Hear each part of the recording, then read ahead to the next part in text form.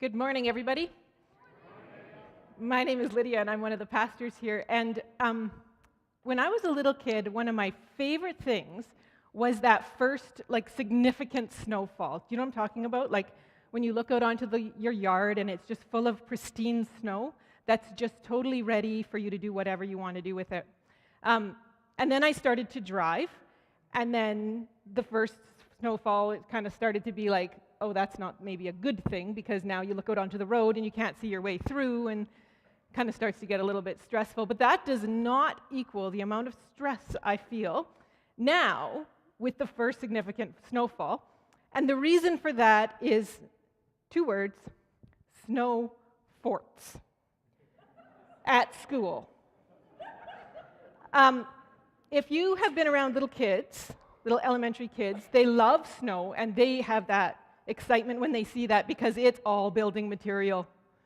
God has given us manna from heaven, and it's building material, and we can make our own kingdom.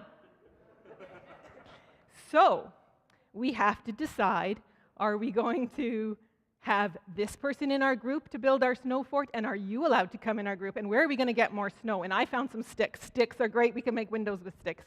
And so they play out this thing, these kingdoms, every day in 15-minute increments. As soon as the bell rings, they're out there. I've even actually seen kids bring full-on snow shovels to school. We had to put a stop to that just because, for obvious safety reasons. This year, I'm sure, will be no different. We'll still have that. And I mean, seriously, Gina, Kirsten, and Sally, the people who teach grade 3 here at West Park, you should give them a hug just as soon as you see the snow, because I know that they've dealt with about 15,000 snow fort issues before it's even come to me and Corey, and we only get the good ones. And there's this part of me that wants to go out and just say, you know what, no snow forts. No, you're not allowed. You're just not allowed to have a snow fort. But I know that this is actually a developmentally appropriate, natural thing for kids to do. They need to play at how to get along with others. Who's in our group? How do we treat people who aren't in our group? Who gets to make the decisions? Is it the kid with the biggest snow shovel? No, it isn't. But they're actually starting to deal with and starting to understand political issues. How did they elect the leader of their snow fort? And why is that other kid not allowed to play in it? And you start to see some really interesting things as you have conversations. They kind of go a little bit like this. So why did you smash in the other kid's snow fort? And the little girl will say something like, well, they didn't let me play in it, so I smashed it. Okay, so how did you ask them if you could play in it? Well, I made a deal. I found some really good snow. And I told them I'd show them where the snow was if they let me play in their snow fort. Okay, but then once I gave them the snow, they said, no, you can't play in our snow fort. When I made that deal with you, I had my fingers crossed.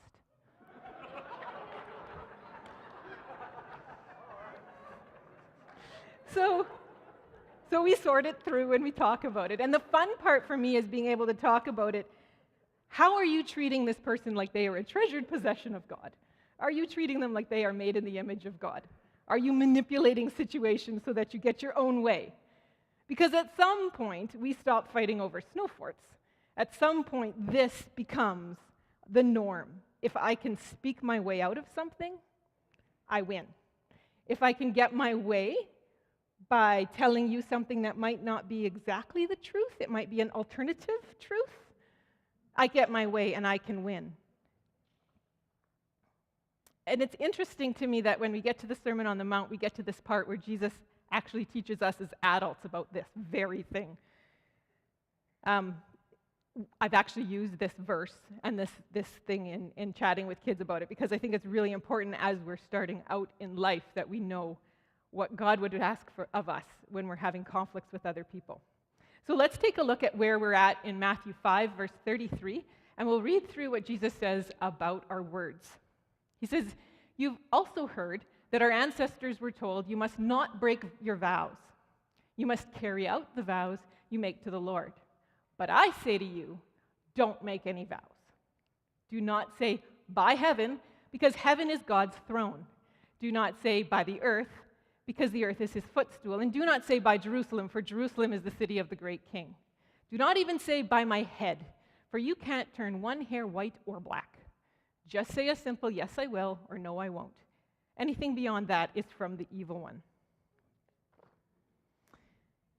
It's interesting, and we'll come back to it, but just notice there that at the very end he says anything beyond that is from the evil one. It's like he's talking away and you're like, yep, following you, yeah, should be making sure. And then all of a sudden it's like, it's completely evil if you don't do anything else. And there's a really big reason for that, and we'll come back to it.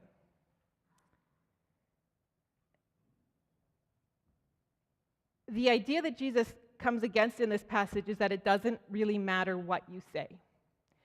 That talk is cheap, that words are easy and free, and you can say whatever you want in order to get what you want. Jesus is saying, no, you can't. These words that they're using, by my head or by Jerusalem, I don't think we use them very much here, but we do have ways of speaking about it. Little kids will cross their fingers if they're telling you a promise and then it's not true, right? Or cross their toes because you can't see inside their boots. I've seen kids actually like, see, look, I'm not. They actually do that. And so, or there's like the pinky swear that you do. So if you actually like really mean a promise, you do the pinky swear.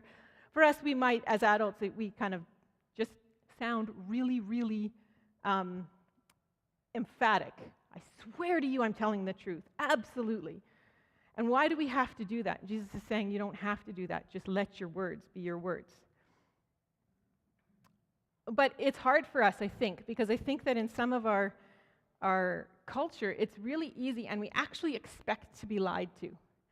So I have this friend, and she works with kids, and she's really great, and we visit from time to time. She doesn't live in Manitoba, so when she comes to visit, it's great. But I've noticed that she, absolutely lies to my children. And it's supposed to be fun.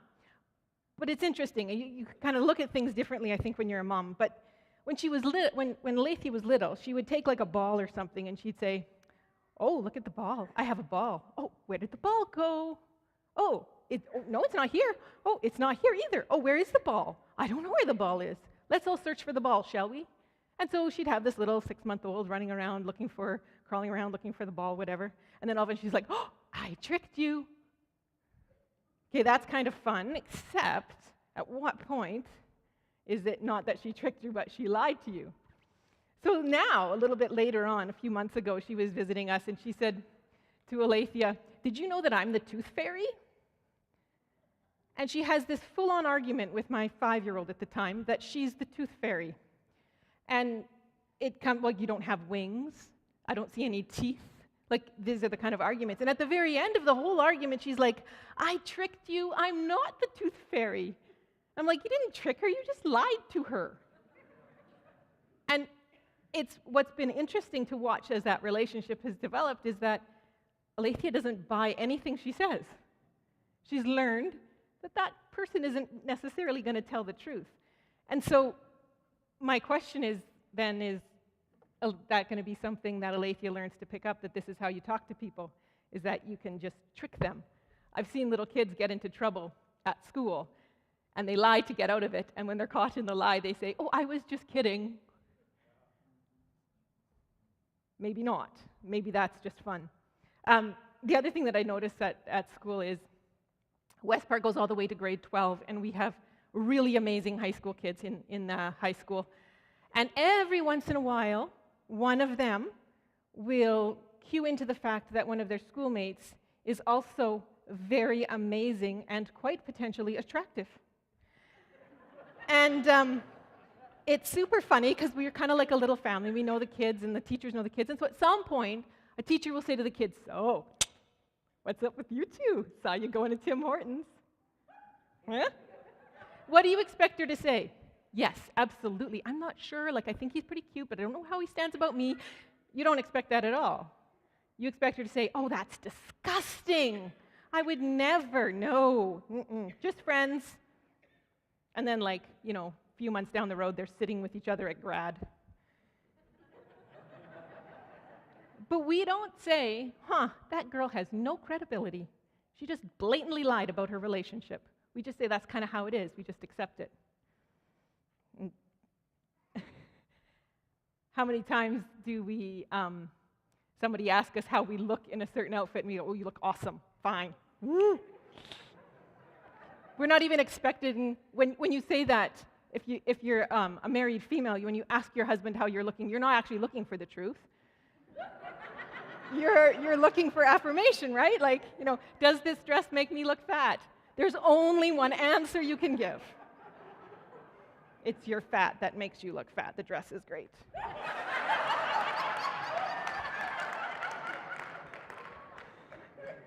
That's what I told Kevin to say.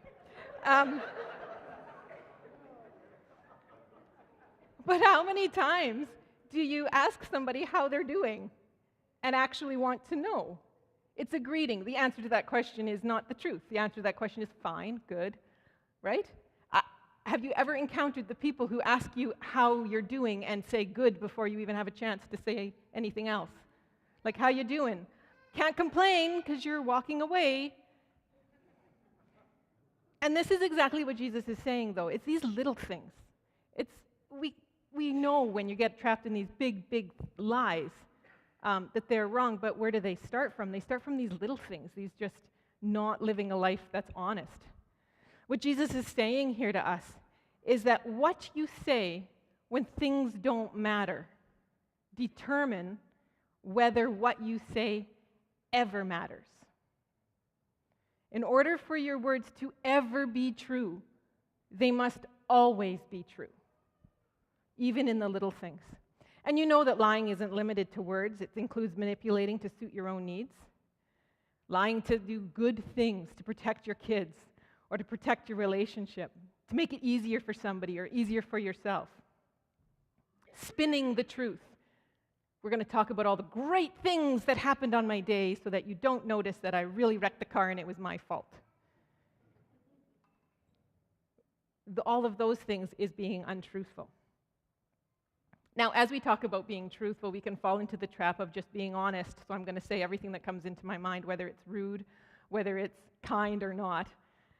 So if somebody asks how their outfit is, you can be truthful, but you don't have to say, well, you look awful, and probably should consider plastic surgery. Right? So, and again, as we talk about these things, you see that we look at the whole Bible for this. And the Bible is very clear about speaking truth in love. And so to say, well, I'm just got to be honest, doesn't give us the right to be a complete jerk about that. And there's probably something dishonest behind some of that stuff too. But in order to lie, you have to first lie to yourself. Have you noticed that? The first lie that you give to yourself is like, well, this isn't a big deal. I can totally lie about this. It's not a big deal. That's a lie. It is a big deal. We'll talk about why Jesus says it's absolutely evil to lie. Or you tell yourself that it's in the best interest of somebody else, or even if you tell yourself it's in your best interest, that's still a lie. It's not. So it's never just one lie. It's always more than one. But let's go back to that part where Jesus says that it's evil. Here's why it's evil. And Jesus isn't exaggerating for effect. It's actually a big problem, even little lies. And here's why. Because reality belongs to God. Reality is God's domain. And He actually spoke it into being with His words. So for us to attempt to speak an alternate reality into being, no matter how insignificant it seems, would be for us to attempt to replace God with ourselves and speak our own reality into being. For us to manipulate the truth is an act of treason against God. And there is no such thing as a little white treason.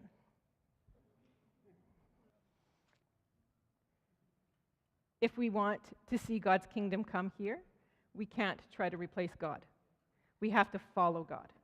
If we want to see revival, as Nathan said, it's in the details of every little thing we do and say being true, being God's truth, not being us trying to insert our own. There is no room for our agenda into the world. All that does is create chaos.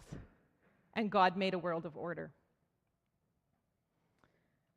And that is true for the most insignificant little thing to the big manipulation lie that distorts and tears down. And think about this too. If I'm known as somebody who speaks the truth, When I testify to the goodness of God and tell people what God is doing in my life, what God is doing in my church, what God is doing in me, that He healed me, that's a testimony that people can stand on. If I am known by somebody who lies about the little things, when I say, God healed me, is that a testimony to that something, or am I trying to manipulate you into believing what I believe? And so even the good things that God is doing can't be trusted by people who know us as liars, if that's what we are. At the beginning of the Bible, we're told about how the world came into being. So in Genesis 1, here's what it says. In the beginning, God created the heavens and the earth. The earth was formless and empty, and darkness covered the deep waters, and the Spirit of God was hovering over the surface of the waters. Then God said, "Let there be light." And there was light. And God saw that the light was good. And then He separated the light from the darkness. God called the light day and the darkness night. And evening passed and morning came, making the first day. If you finish reading the whole passage there, you'll see this beautiful poetic account of God speaking, creation coming into existence, God calling it good, and then naming it. There's a lot of words involved in creation. He didn't just say, "Let there be light," but then He says it's good, and then He says it's day and night. Lots of conversation, lots of words that came to make the order in the world. And then 2 chapters later, you'll notice something else happens. In Genesis 3, it says, "The serpent was the shrewdest of all the wild animals the Lord God had made." And one day He asked the woman, "Did God really say you must not eat the fruit from any of the trees in the garden?" "Of course we may eat fruit from the trees in the garden," the woman replied. "It's only the fruit in the tree in the middle of the garden that we're not allowed to eat. God said you must not eat it or even touch it, and if you do, you will die."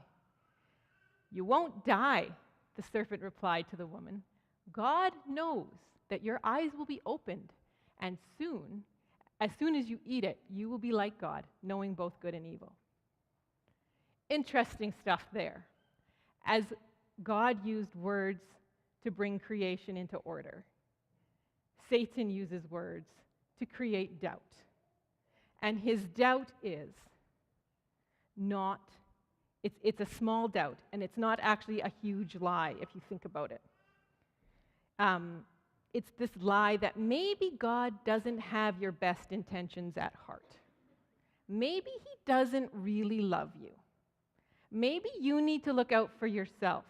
Maybe you need to be as wise as God.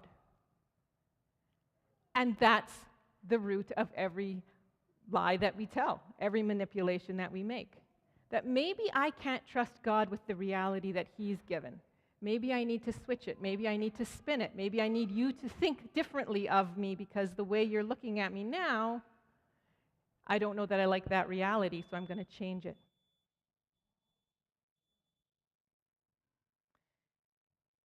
And then, in the book of John, we read about the Word of God, the Word who came to rescue the world. In Greek, Jesus is called the Logos, which is the word for word. Jesus is the Word. And into the world, He brings truth from God to rescue us from the lies and the chaos.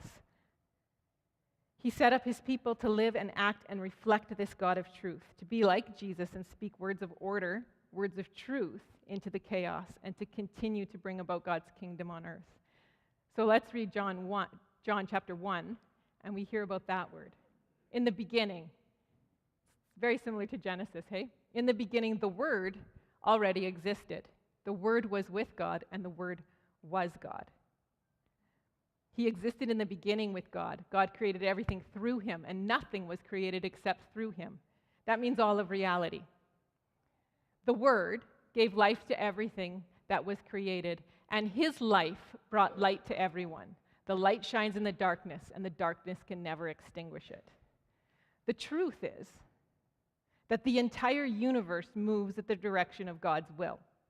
That's not to say that everything happens is something God made happen, but it does mean that reality is God's domain, and everything happens in His direction. The whole force is moving with Him. He's like gravity. You just fall.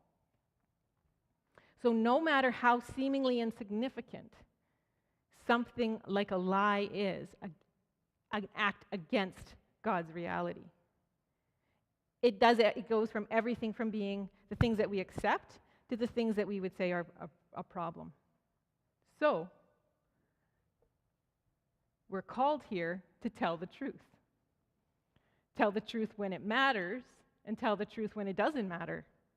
Tell stories that are true, even if they're hard, even if they don't resolve. And don't manipulate people into doing what we want them to do, because it not only tears them apart, but it tears us apart. There's a few things that we can do to really help us be people who are truth-filled and truth-tellers. And the first one is something that we talk about a lot around here, and that is surround yourself with people who call you to be truth-tellers. This is authentic community.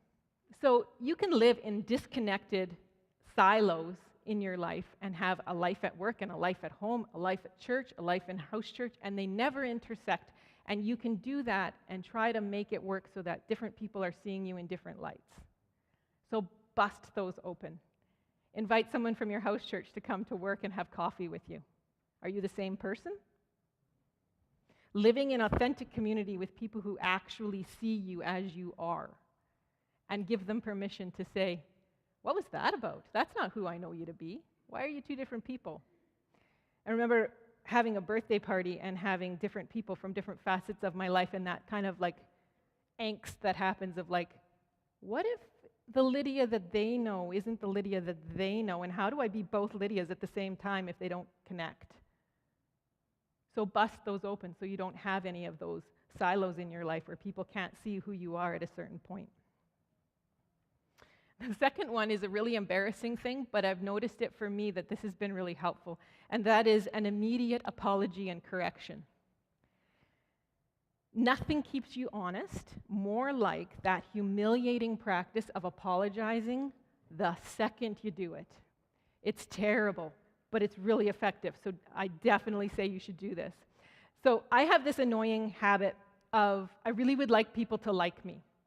And sometimes I'll sacrifice credibility or honesty and stuff for people liking me in this particular moment. And I think that people really like me if they're laughing when I talk. So sometimes I'll say stuff to get a laugh when I'm chatting with people, and then I don't realize all of the repercussions of it. So, for example, I'll be telling somebody about a conversation, and I have this great end to the story of what I could have said.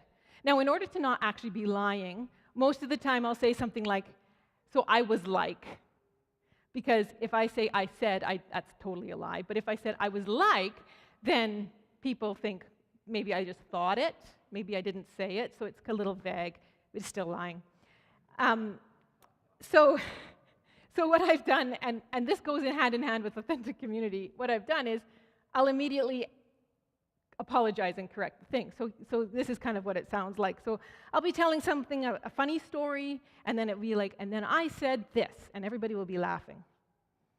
And I didn't say what I said. I thought about it half an hour later on the drive home, that it would have been a perfect comeback.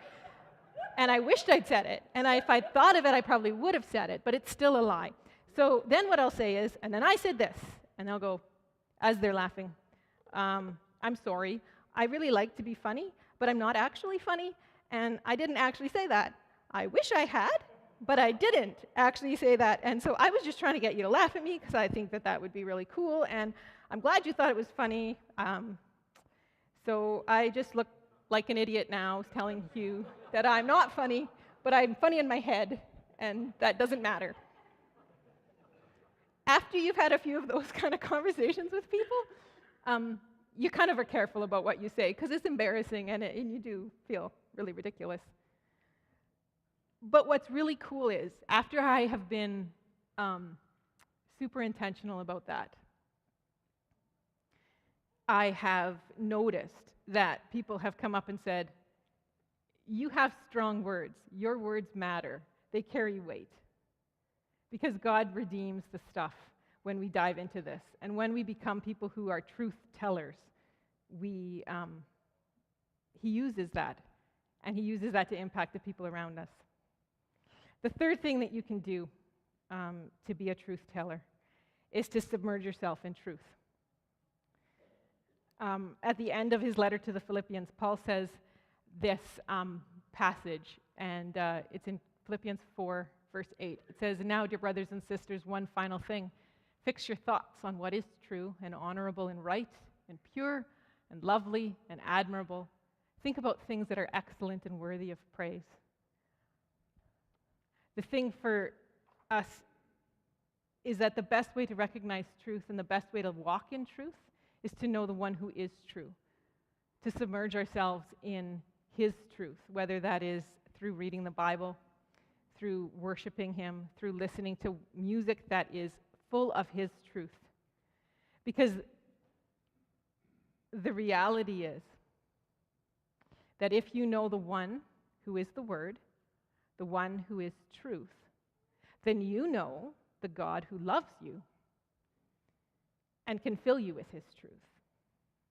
You know the God who is a good father, who gives good gifts to his children, and you want to live in his reality because you know that the reality that he created for you is better than anything you could create for yourself because he loves you more than you love yourself.